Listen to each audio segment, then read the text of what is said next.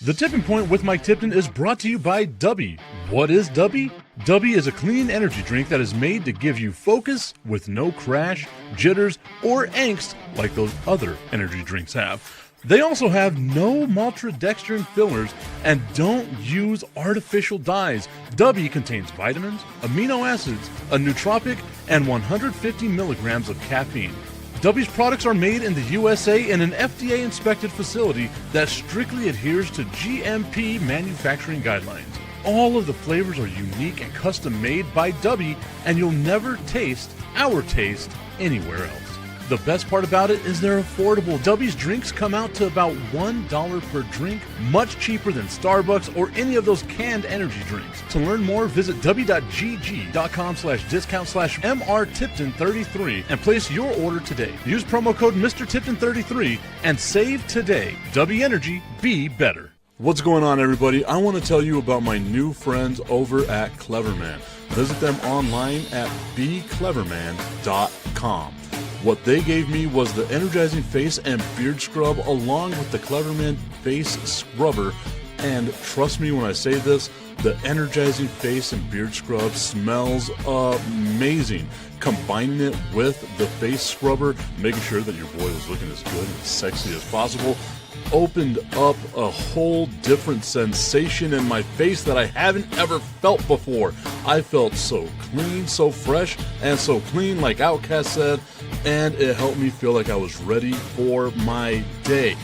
Make sure you visit them online at becleverman.com and follow them on Instagram at clevermannyc. The link is up in my bio if you want to check out all the amazing products they have. Visit them online, becleverman.com.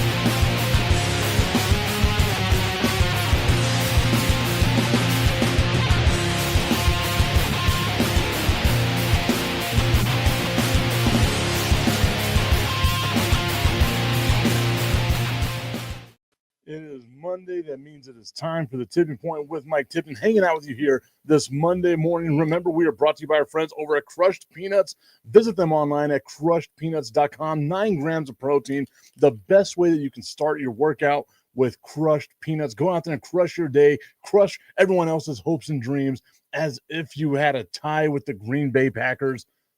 We'll talk about that coming up in just a little bit. We got our dude Tommy Cananza tuning in saying, "What's up, Tip?" We got B Strilla tuning in saying, "Good morning, Tip." Duval. Man, it was a great weekend. It really was, like, sports-wise, absolutely a great weekend. You came into this week with 6 undefeated teams. You leave this week with 2 undefeated teams. And the game of the day yesterday had to be that Sunday night football game. That's where we're going to start. It's not because I'm a huge Dallas Cowboys fan or anything like that. It's because that was, without a shadow of a doubt, the best game of the weekend, considerably the best game of the year so far. Obviously, we're only 4 weeks in, so there's a chance that it can be. Augustine saying, "Good morning, Tip. You should have worn a tie today." That's funny. I should have, but I'm not doing it. I am not wearing a tie. Not while I do this show. We're not going to have corporate Tip. But that would have been hilarious. That's a great troll job right there, Augustine. I should have done it. But yesterday's game, it was amazing, right? Like I mean, we are going through all the emotions, riding the roller coaster. I've got friends on the East Coast that had to work at 3:00 in the morning today, texting me time after time after time, like, "This game is so amazing. Like, I wanted to go to sleep, but I can't go to sleep because how amazing this game is." It was fantastic. We were basically in the middle of a lovemaking session that was like a dream come true. And then, out of nowhere, Whiskey Dick hit. Anticlimactic. Nothing happened. A tie. You might as well have just played 0-0. A tie happens. And I had to think about this, where I was like, okay, is there any good that comes out of this tie? As Tommy Cananza says, we've had two of the best games of the year, the Giants game and this one. You know what? That is correct. The Dallas Cowboys, like I've said this before the season started. I'll continue to say it now. The Dallas Cowboys offense can put up points with anybody. With anybody. Augustine saying, ha, ha, ha, you stole my word. Which one? The anticlimactic? I mean, it was, though. It was. But we got hit with whiskey dick. Nobody came. It was the best lovemaking session of your life. And then out of nowhere, just had to stop. It just ended. Like both of you fell asleep. It was not good. It was horrid. Sure, you remember the moments, but you just sit there thinking to yourself, what the hell's going on? Wake up the next morning and you feel okay, I guess. And again, there's two different ties here in this game, I feel like, because if you're the Green Bay Packers and you were hyped up the way that the Green Bay Packers were, and remember me telling y'all at the beginning of the season, whenever this trade happened, that I didn't think either team got incrementally better. I still think Green Bay is the second or third best team in that division. And I still think the Dallas Cowboys are the second or third best team in their division. I don't think this Micah Parsons trade really swung the pendulum in either direction. And I get that that's that's going against the established narrative that we've had on ESPN, that we've had on all of the other places, on all of the news things, because you talk about how great Micah Parsons has been for this defense and how amazing Micah Parsons is, and this Green Bay defense is top tier and blah blah blah blah blah, and they're not. I got to look at the schedule. Let's look at the Green Bay Packers schedule. Let's see what they did in the past. You held the Lions first game of the year to 13 points. You held the Commies second game of the year to 18 points. You struggled and lost to the Cleveland Browns. And then you tie with the Dallas Cowboys. The Lions and the Cowboys, we could say, are the two more explosive offenses here on the list so far. The two most explosive offenses by far. But it doesn't get easier for Green Bay. Like they've got the Bengals, and I get it, it's Jake Browning. Maybe they can get something going over there. You still have Jamar Chase, T. Higgins. Like that's a team that has a ton of offensive weapons. It's dark in here. I got to turn my lights up. I feel like I just got super tan. Tommy Cananza saying, I wonder if Happy Nuts will help with blue balls, because that's what this game left me with. 100%.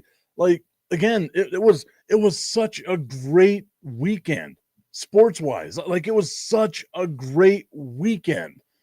And then we just get what the hell ever this ending of the game was. It wasn't, again, a fantastic game, but they just, there was a part of me that was like, you know what, just let them score, let them get their touchdown. And again, there was some questionable calls there. Beastrill saying Green Bay is who we thought they were, and we let them off the hook. Some questionable calls, right? Like you're moving around at the line of scrimmage. There should have been a 10-second runoff. Dallas should have won that game because that's a procedural penalty. Whatever. It is what it is. It's, again, the two sides of the coin here of this tie. If you're the Green Bay Packers, this is a bad tie. You're sitting there thinking to yourselves, holy shit, what more can we do as a team to hopefully get better? We struggled against the Browns.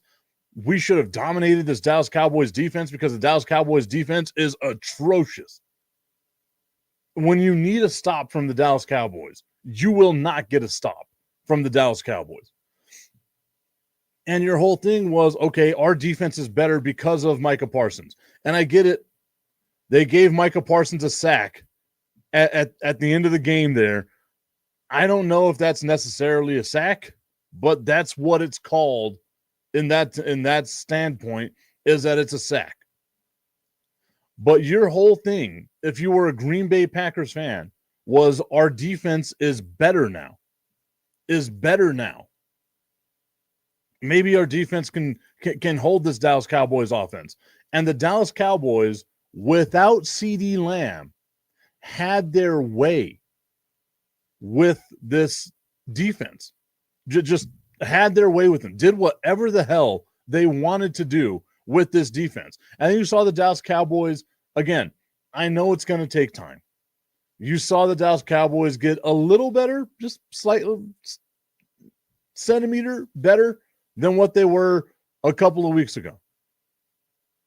Tommy Conance is saying the Dallas Cowboys defense is historically bad at this point. Augustine saying Redding was awful for both sides. Reffing was awful for both sides. And why do Green Bay quarterbacks have punch me face? Yeah, you got now 4 decades of quarterbacks that just have a face that you want to punch. Strill saying it was a sack, prevented a touchdown, had to kick a game-tying field goal. I get that it was a sack, but like it was a run for no gain. You know what I mean? Like, and even so, like it should have been a 1-yard gain because of where Dak Prescott was when his knee touched the ground. But that's a different conversation for a different time.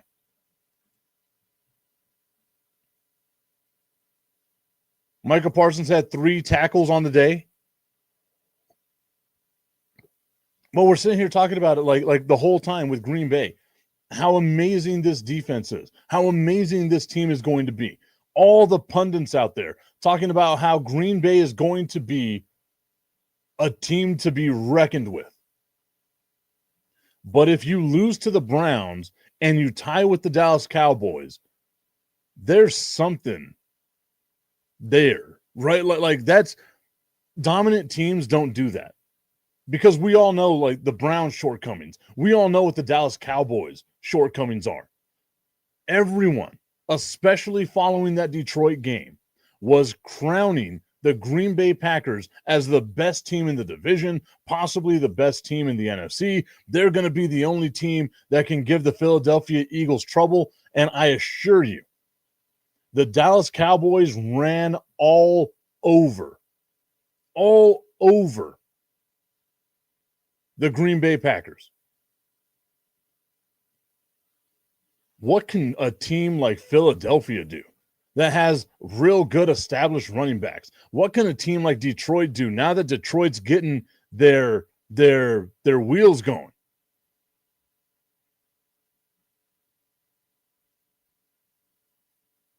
It's going to be difficult for the Green Bay Packers. And I liked the thing that Jerry Jones had said where I guess it was last week, where he said that it came down to a decision. Your quarterback is indispensable. Dak Prescott is indispensable. You pay Dak Prescott indispensable type money. You don't pay a non-quarterback quarterback money, which is what made Micah Parsons dispensable. That makes a lot more sense. If Jerry Jones had just said that from the beginning, it would have all the drama would have gone away.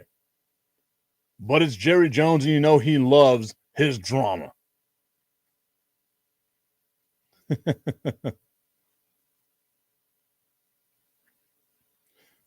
Going back to the sack that happened, Tommy Cananza saying, I would have counted that as a tackle, not a sack, but whatever, NFL.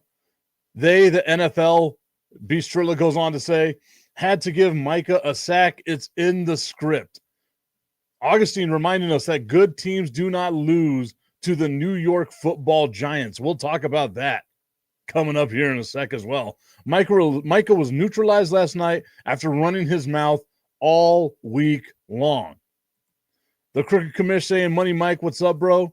Giving love to Beastrilla, Tommy Cananza in the chat as well. The Crooked Commish coming off back-to-back wins, baby. Beating the Cowboys last week. Beating the Raiders this week. So there we go. We spoke about it for about 15 minutes here. The Dallas Cowboys and the Green Bay Packers, this tie. I'll end it with this. That's a good tie if you're the Dallas Cowboys. Because everybody was expecting you to go into this game and just get your ass kicked. And the Dallas Cowboys did what they needed to do. They did what they needed to do. And I was like looking at ESPN this morning, and I'm looking at the articles, and I'm looking at all that stuff, and they're like, oh man, Micah Parsons, how amazing Micah Parsons did, saving the game for the Green Bay Packers. And I have to sit here and think to myself, is that what they did? Is that what they did with Dallas? Like if Micah Parsons got a sack, is that what they did in Dallas? Like his game-saving sack or anything like that? It was wild. Mireya Reyes tuning in saying the Packers didn't want to win. The Beastrilla talking to the commish saying nice win by the Bears. The commish telling us it was an ugly-ass win, but I'll take it. We still have some stuff to work on. That's for sure. Bottom line, Caleb Williams didn't lose us the game. Let's go over some of the other scores here in the NFL. Let's talk about that game in particular. The Bears and the Raiders. The Bears get a 25-24 win over the Las Vegas Raiders. The Las Vegas Raiders finally using Ashton Genty the way that they needed to use Ashton Genty. My dude got 3 touchdowns. 3 touchdowns. Helping out one of my fantasy teams. Glad I drafted him in a dynasty league. Finally making me feel like it's okay. Ashton Genty doing his damn thing. 3 total touchdowns on the season on 2 receptions for 17 yards, 2 tutties. Ran for 21 carries, 138 yards, and a 64-yard tutty as well. The Crook Commish saying, Mike, did you see the stare down that Ben Johnson gave the sideline reporter? I did not. I'm going to have to look this up. Let's go over here.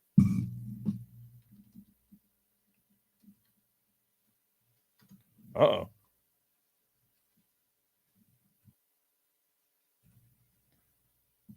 So here we go. Ben Johnson versus sideline reporter.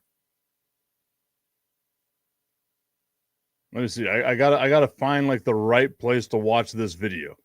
There are certain places that I refuse to go to. There we go. We'll just go to CBS.com's TikTok page. Let's watch this.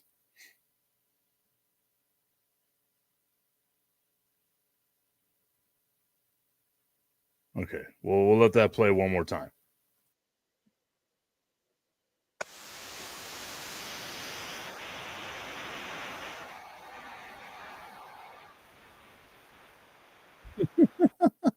I mean, if the sideline reporter says something like, you need to change what you're doing, I could see where Ben Johnson would be like, shut the fuck up. Like I could see that 100%. Sorry for the children that might be listening out there. My kids especially, they're on intercession right now, so the kids are home for the next 2 weeks. But I mean, legitimately, if the sideline reporter is saying you need to go change things up, and she's got this smirk on her face, I agree with Ben Johnson. Like maybe it's not the best look, but come on. You don't tell me that I got to go change things up. You're not the coach of this team. There's a reason why you're a sideline reporter.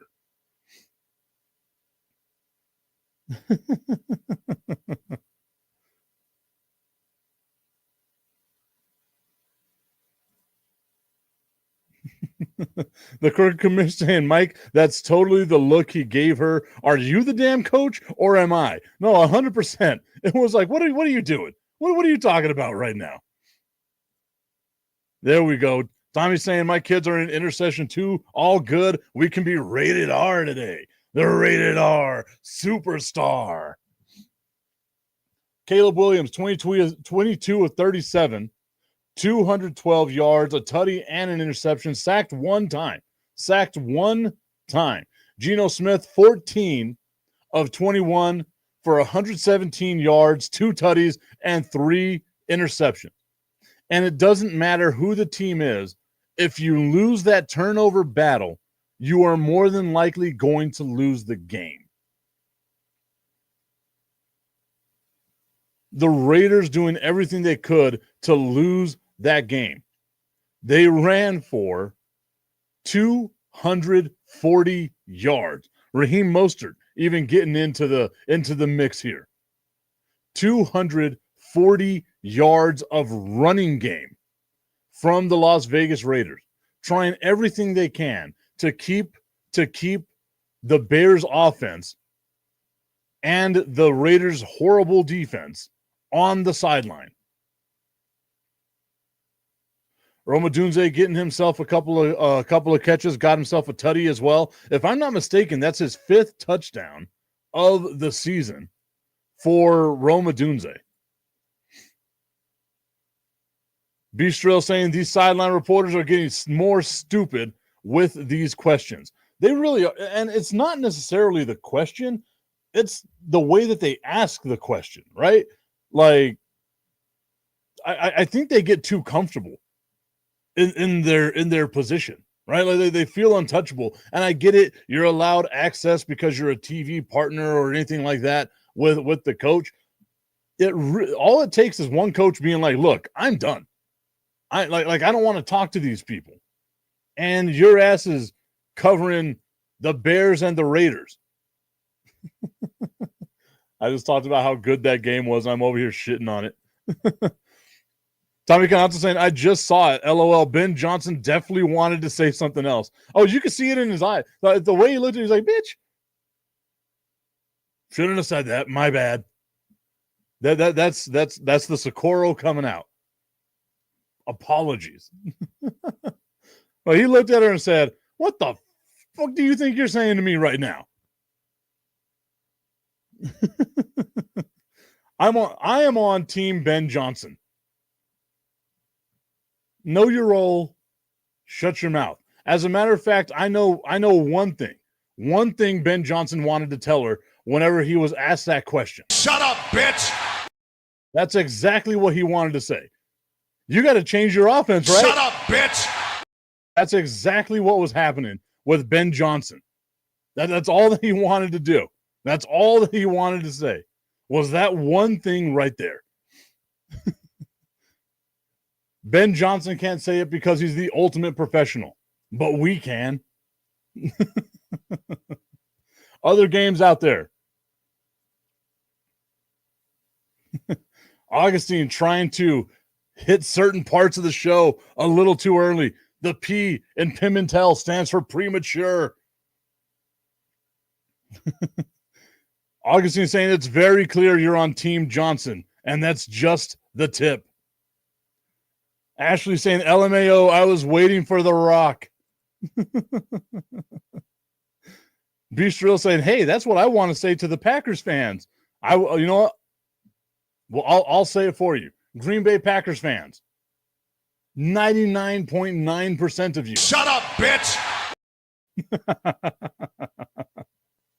Micah Parsons. Shut up, bitch.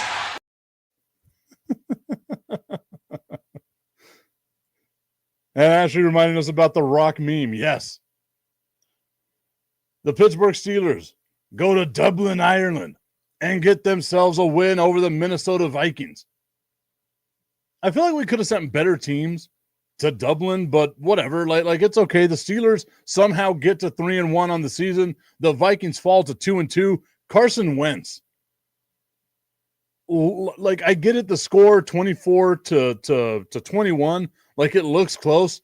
Carson Wentz is just not a good quarterback. How on God's green earth is this guy still in the NFL? Sacked 6 times, lost 48 yards, threw for 350 yards, 2 tutties, 2 interceptions, but he is just not good. And then Aaron Rodgers doing what Aaron Rodgers does. Aaron Rodgers cannot throw a deep ball. Like, I am convinced right now that Aaron Rodgers cannot throw a ball more than 20 yards down the field. I am just convinced of it. 22 attempts for 200 yards means that his ball in the air is less than 10 yards on average. That's wild. Exactly. Bistrillo saying that wasn't for you, Midea. That's for other Green Bay Packers fans. Midea and I were going back and forth with yesterday's game. Other Green Bay Packers fans. And this was a funny thing about that game. The Green Bay Packers fans, other than Midea, kept telling me, oh, well, it wasn't the Dallas Cowboys offense. It's just that the Packers are beating themselves. If I'm not mistaken, the Cowboys had much more penalties at more inopportune times than the Packers did.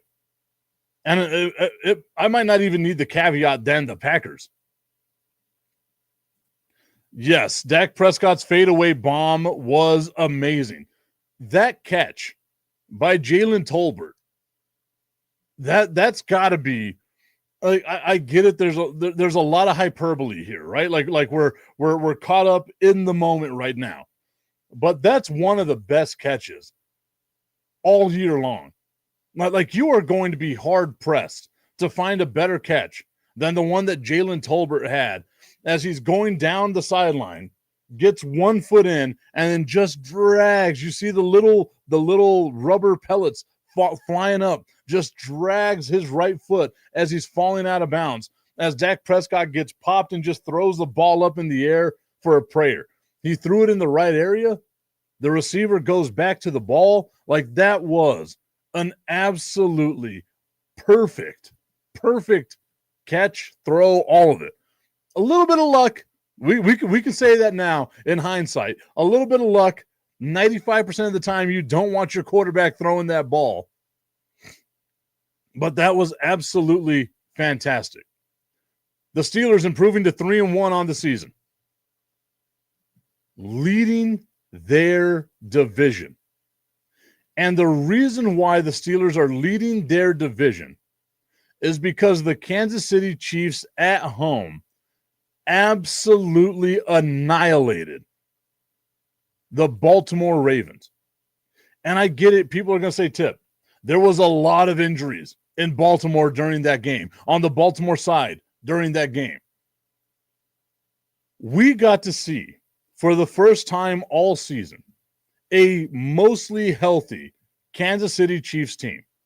And granted, they were taking on the worst defense in the NFL, which is never something that I associate with the Baltimore Ravens, but it is factual. Think about that. The Baltimore Ravens defense is worse than the Dallas Cowboys defense.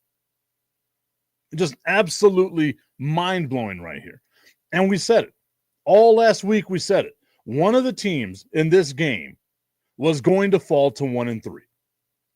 If Kansas City had fallen to 1-3, you could have convinced yourself, look, there's injuries there. They don't have their full complement of players, blah, blah, blah, whatever you want to do. But you also could have convinced yourself that Kansas City, out of the two teams that fell to 1-3, the possibility of falling to 1-3, that Kansas City could pick themselves up and make a push for the playoffs. The Baltimore Ravens falling to 1-3 feels like it's almost insurmountable. And I get it. They're in a division with the Browns. No offense, Ashley. I know Sid loves the Browns, but they're the Browns. They're in a division with a hurt Bengals team that's going to be hurt for the majority of the season.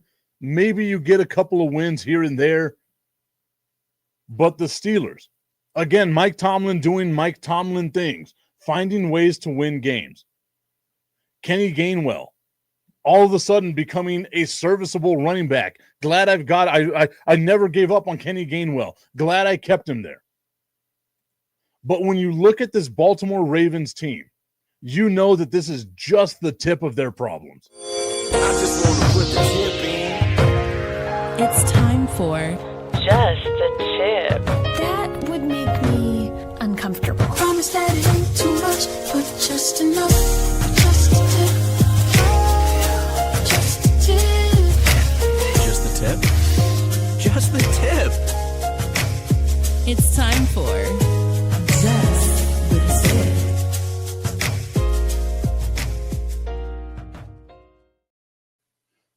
Just the Tip is brought to you by our friends over at www.myhappynuts.com. Check out myhappynuts.com today, guys. And you can search by category. You can find the things that bother you the most. Are you getting super sweaty and chafy down there? They've got a link for that. Do you want to make sure you smell good after you take a shower? They've got shower products for you as well. They've got all the grooming devices. Make sure you're not cutting up the boys old school style like you do with the razor held by your hand. No, no, no, no, no. Take care of yourself to the best of your abilities with www.myhappynuts.com. Let them hang. Let them be comfortable. You got this. Use promo code Mike Tipton at checkout and save on all your male grooming needs. I was about to say save on all your mail order needs. Don't know why that came into my mind. Someone here's got a mail order wife. Out of all of us, Augustine would be the one to have a mail order wife. We all know that. Going back to talking about the Cleveland Browns, Ashley saying, LOL, Sydney says it all the time. She's a realist, and she still loves them. The same way we are with the Dallas Cowboys here. Oh, damn, I just realized you guys tied. LOL, I drank too much to stay up to finish the game. You were celebrating the win. 2-2 on the season. You were celebrating the win, my guy. I'm with you on that. Augustine saying, this makes me uncomfortable. And going on to talk about his mail order wife saying that she is from Ukraine. I can see that. And I'm sure she loves you. I'm sure she does.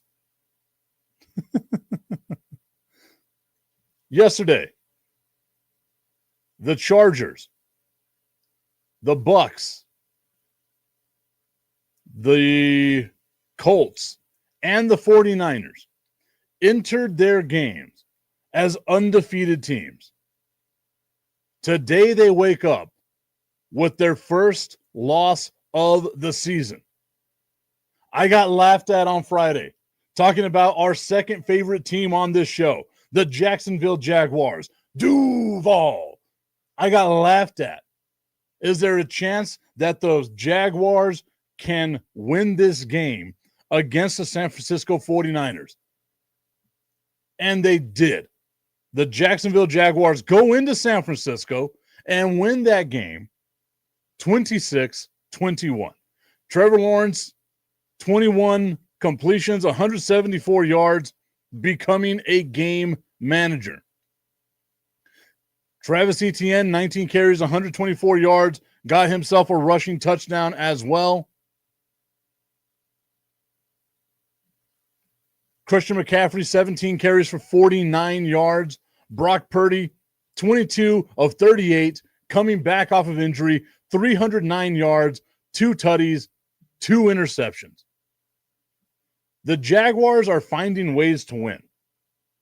And with the loss that the Colts had, the Jacksonville Jaguars are now tied for first place in the AFC South.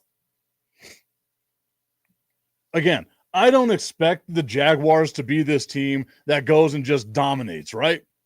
But they have enough talent. Well, they genuinely do. And if you look at the issue that the San Francisco 49ers had in that game, they weren't able to make Trevor Lawrence uncomfortable. Trevor Lawrence was not sacked at all. That right there shows you the importance of Nick Bosa on that team for the San Francisco 49ers.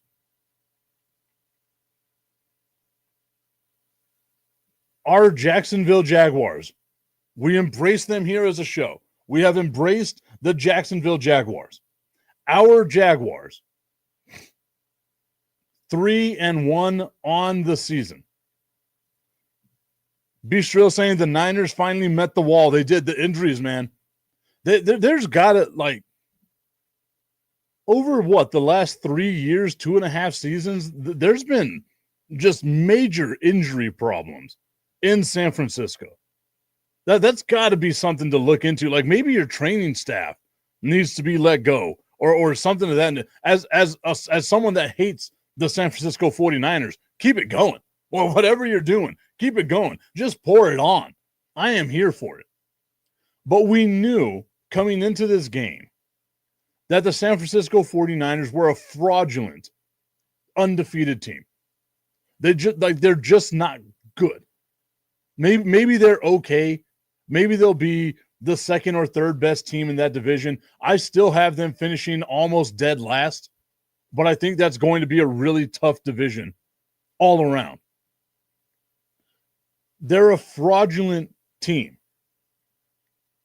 And some people can say, Tip, what about the Jaguars? They're probably fraudulent as well. When you look at their division and you look at their schedule, you kind of sit there and think to yourself, maybe, right? But think about this. It took an epic collapse and an amazing comeback for the Jaguars to lose to the Bengals. Remember that. The Jaguars had the lead in that game. They just collapsed at the end of the game. They've beaten the Panthers. They've beaten the Texans. We can all say that's going to be a tough one, right? That's a tough one to gauge. That's a tough one to judge right now. But you win the games that are on your schedule. And the Jacksonville Jaguars are going to be the beneficiary of having a soft-ass schedule and being in a soft-ass division. Coming up next for the Jacksonville Jaguars. I don't understand why this is a Monday Night Football game, but we get to see Duval County on Monday Night Football as they take on the Kansas City Chiefs. Augustine asking, so who do you hate more, the San Francisco 49ers or the mighty Eagles? I believe that my hatred for both is not something that can be measured. Both of them, I guess I feel more pity. Well, like if I'm thinking about it, right? I guess I feel more pity towards the Eagles than I do towards San Francisco. Because I couldn't imagine what it must have been like for some of those old heads to wait 52 years before they won their first championship. 52 years before they won their first championship. So I felt bad for them. They're like that friend that you have that you know is just a shitty person, but you want the best for them. And whenever they get the best, like they start being too like cocky about it. And you know eventually the bottom's going to fall off because they are who you know they are. That's who the Philadelphia Eagles are. They're your friend that you just feel bad for. And you kind of don't want to hang out with. Think about that. It would take the Dallas Cowboys another 22 years to reach the championship drought that the Philadelphia Eagles had to endure. At least with the 49ers, like there was a real rivalry whenever I was young. The majority of my life, the Philadelphia Eagles have been owned by the Dallas Cowboys. The Dallas Cowboys still, like as bad as they've been, still own the season, like the head-to-head matchups all time with the Philadelphia Eagles. Good for you, Philly. I'm glad you guys finally got something to be happy about. San Francisco, though, time and time again, you had those those early games in my life. Tommy Carranza saying a middle finger to the Eagles. Fuck the Eagles. They ain't no friend of mine. I'm not saying that they are your friend. They're like that friend. We all have that friend. That friend that you feel bad for. They're always unkempt. Ashley saying, here we go, LOL. Hey, I'm not saying you in particular. I'm saying the Philadelphia Eagles franchise. 52 years of waiting for a championship. It reminds me of going back to a podcast I did, the Buzz podcast, where they were talking all that crap around the Dallas Cowboys. It's been 30 years since the Dallas Cowboys have won a Super Bowl, and I had to remind them that it was 50 years between the Kansas City Chiefs' first Super Bowl and their next. A 50-year drought. Every single team goes through this. Every single team does. But the Philadelphia Eagles, more than half a century. There you go. There you go, Tommy. Now you're getting it. The kid, like it's just not fun to pick on them. You look at you like, oh, little guy, one day you're going to catch up. Like, that's how you look at the Philadelphia Eagles. The last team in the most prolific division in NFL history. The Commanders with 3 Super Bowl wins. The Giants with 4 Super Bowl wins. The Dallas Cowboys with 5 Super Bowl wins. And then you got the Philadelphia Eagles, and they finally won 2, and you're like, oh, little guy, I'm proud of you. Like, that's what it's like. That's what it's like with Philadelphia. Now, don't get me wrong. Like, I hate their team. Nick Sirianni still has the most punchable face in the history of the NFL. That mouth-breathing. Other words were going to come out that I should not say. Woosah. Nick Sirianni's just got one of the dumbest faces. Like, I thought Eli Manning had the dumbest face in the history of football. No. That is reserved for Nick Sirianni. Augustine saying the Eagles will win the Super Bowl again if Barkley can get going. Again, they're a really good team. The Eagles are a really good team. Don't get me wrong. Going on to say that's how long the Cowboys will have to wait. Another 22 years. Hey, I'm good with that. The Cowboys have to wait 22 years. It will tie the drought that the Philadelphia Eagles had. And the Eagles have been there first.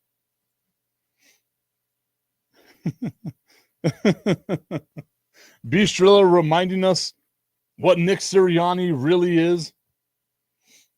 He is what we thought he was. Again, and I hold steadfast in my appraisal of this team.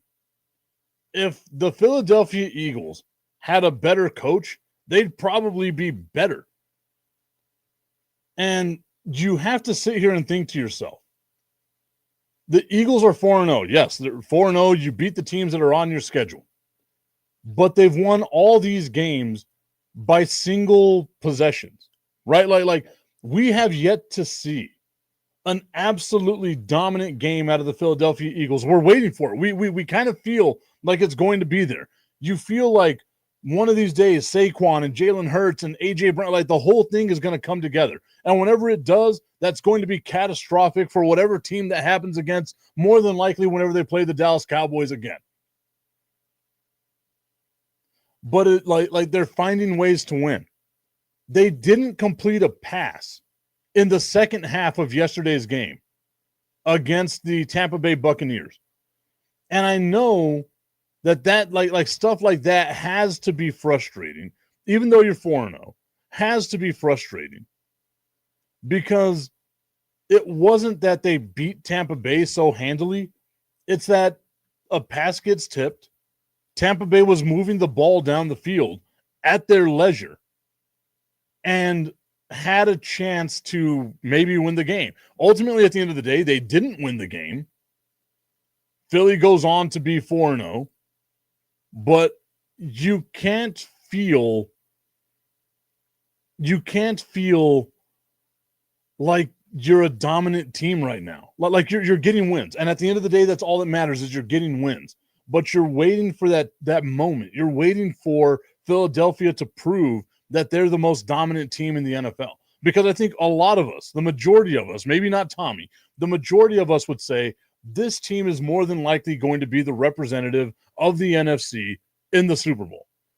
I coming into the season, I said it with Augustine. I agree with Augustine.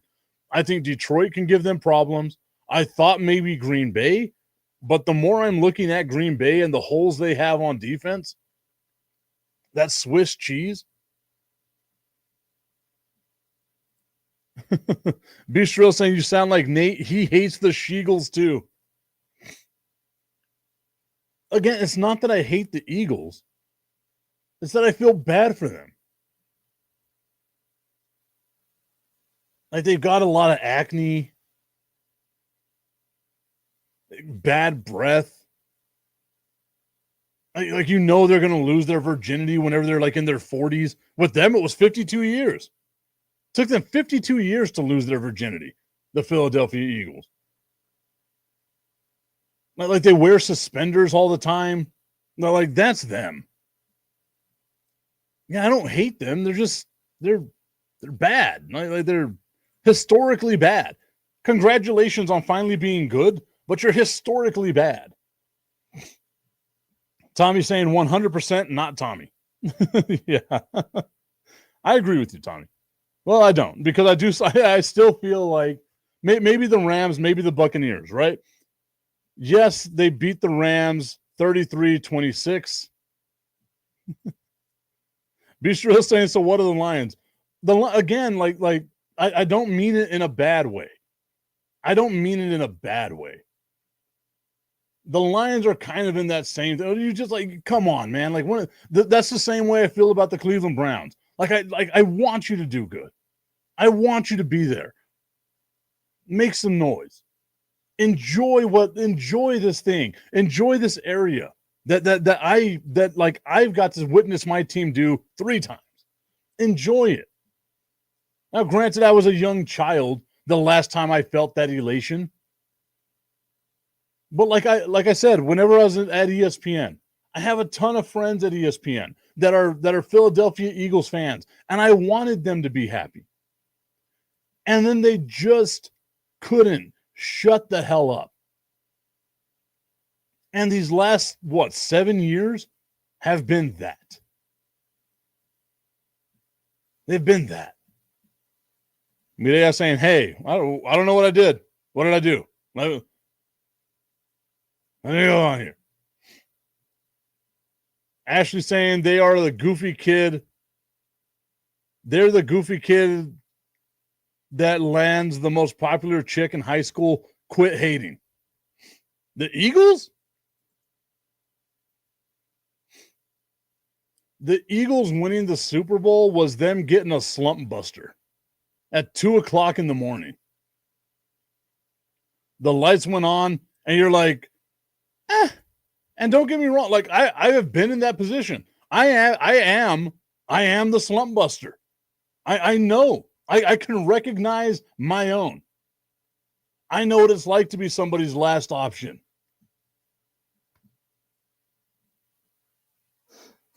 I almost got through that. Without laughing. Damn it. I know what it's like. The Philadelphia Eagles. Their Super Bowl championship that they went home with after 52 years of ineptitude. We can actually go all the way back to like the 1930s. All the ineptitude that they had. Just decade after decade, spanning across decades. How bad they were. They finally went to go home with a Super Bowl trophy. Now, unfortunately for them, the Super Bowl trophy they went home with was at the drag show. So they got a big surprise when they pulled down the pants.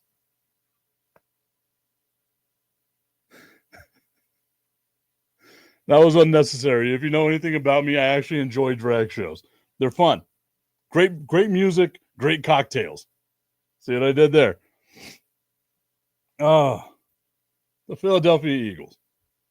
And then like you watch your friend across the bar. You watch them across the bar, and they're like shooting their shot, and you're just looking at them like, fuck, I hope it works for you today, man. That's who the Philadelphia Eagles are. Like, I hope it works for you today. Oh, he's walking back dejected. It's okay, buddy. We'll get him next time. That's who the Philadelphia Eagles are. The Lions, since you asked, Bistrilla, the Lions are the guy that's hitting up again, like standing up against the bar that just doesn't know how to go talk to girls. And the Dallas Cowboys, because I have to hate on my own team, the Dallas Cowboys are the dude that peaked in high school that like used to be super buff and all the girls wanted, but now he's got the Hulk Hogan cul-de-sac with like 4 strands of hair in the back. He still goes to the bar wearing his high school Letterman jacket 30 years after high school. That's who the Dallas Cowboys are. So like don't get me wrong, like this vitriol and the hate isn't just one-sided. I can look in the mirror and I can see what it's like.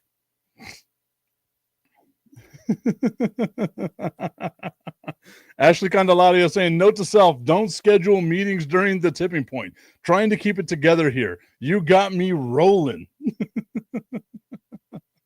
I'm really good with analogies. I think that might be the one thing, my one saving grace in this world. As I try to, I'm not even going to say I'm trying to climb the media ladder, where whatever rung I'm on, I'm just happy to be on the ladder. The Dallas Cowboys got the Hulk Hogan cul-de-sac, 3 strands of hair. They still dye it because they want to. They feel like they look young. Hanging out at the bar with their Letterman jacket from high school. We all know who we're talking about here because we've all seen that guy. And I think with all the scenarios that I've painted here, with all of those scenarios, you feel worse for the guy that peaked in high school, right? Like that's who you feel the worst for. That's why like I understand people come at the Dallas Cowboys because it's like, man, you were so cool back in the day. Why are you asking me for $10? Beast Real saying, so they think it's hip to be square?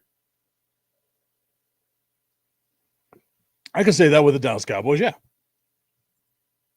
The Detroit Lions, like right now, I'm going to keep going with my bar analogy. We're all hanging out at the bar.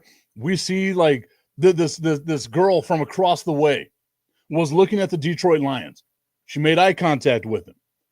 And he's nervous. He doesn't know how to talk to girls. It's been a while. It's been a while since the Lions got a championship. It's been a while. So what we're doing, we're talking to him. We're giving him shots. We're getting that confidence up. We're building up the confidence because we want to see our buddy be successful. That's who the Detroit Lions are. In our bar analogy, that's who the Detroit Lions are. Meanwhile, the Philadelphia Eagles went home with their slump buster. And we're all like, good for you. But they just keep bragging about. And we've seen the slump buster. We know what the slump buster looks like. But they keep bragging about how the slump buster was an absolute 10. We know better, Philadelphia. We know better. I sound like a hating ass hater. I really do. Maybe I win. Maybe I win the hating ass hater of the year. The Lions guy will get the girl but won't commit because they won't give her a ring. I like that. I like that. The Dallas Cowboys, they're in the rocky part of the relationship, right? They're still wearing their ring, but they're not happy with it. They just keep looking at it. Like, I wish I could have had another one. Eyeing divorce. And there's that line in Happy Gilmore too, where he's like, man, he looks like he got divorced 40 seconds ago. That's how the Dallas Cowboys look. Just dejected, trying to find their last ditch effort of glory. That's why they're wearing their Letterman jacket from high school. And don't get me wrong, the 49ers are right there with them. It's just their Letterman jacket is slightly older. The Chicago Bears are right there with them. Their Letterman jacket is like an old knit sweater because of how long it's been for them. The Raiders are the guy outside the bar begging for money so he can get in. I think I'm going to start working on like just analogy, like the bar analogy. the NFL bar. And who is who in the NFL bar? We all look at the Chiefs like, man, that guy's got it together. But there's something in the back that we know. There's something in the there's some shadowy figure back here that we know the Chiefs are hiding some sort of bad secret. We'll figure this out. I can't believe I spent the last 20 minutes almost coming up with the weirdest analogies of all time when it comes to how to define some of these teams. To answer your question, Augustine, I hate the Philadelphia Eagles and the San Francisco 49ers equally. And I think that's what sports is. The Green Bay Packers are like not on that list. Someone had asked me before, they're like, you hate on the Packers a lot. Why do you hate on the Packers? It's not that I hate on the Packers. It's that I think the Packers have lived a charmed existence. Yeah. You've got, Brett Favre, Aaron Rodgers, Jordan Love looks okay. Like you've lived a charmed existence. Just want to knock you down. Like bring you back down to earth. I don't hate you. I don't like, I hardly ever think about you. The Cardinals, we got to come up with an analogy for like the Cardinals, the Jags, and the Texans and the Titans. Like we got to come up with that one. Those are going to be the hard ones. Those are going to be the real hard ones. I didn't get to talk about baseball today, and I really wanted to talk baseball. But that'll be something that we talk about a little bit later at another time. Once again, everybody, I want to thank you so much for tuning into today's show. It was weird, but maybe we like it weird. Maybe that's the way that we do it. We'll talk more about the NFL. Remember, 2 games today. You got the 0-3 Jets versus the 0-3 Miami Dolphins. That's going to be a fun one. So glad they scheduled that for Monday Night Football. But you know my thought process. Bad team plus bad team equals fun football. Then, of course, we've also got the Cincinnati Bengals and the Denver Broncos. That should be okay. That should be a fun game. Once again, everyone, thank you so much for the love and support. We will see you all tomorrow. Have a good day, y'all.